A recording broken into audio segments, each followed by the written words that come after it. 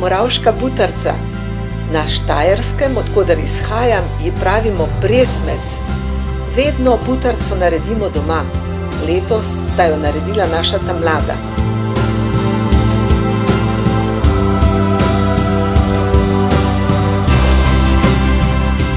V domači krušni peči spečemo tudi potico mudlih, šunko v testu in kruh.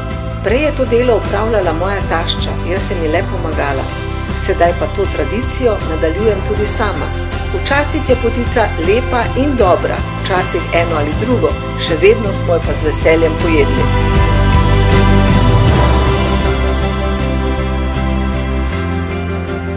Želim vam blagoslovljene velikonočne praznike in veselo alelujo ter lepo slavje ob domači mizi.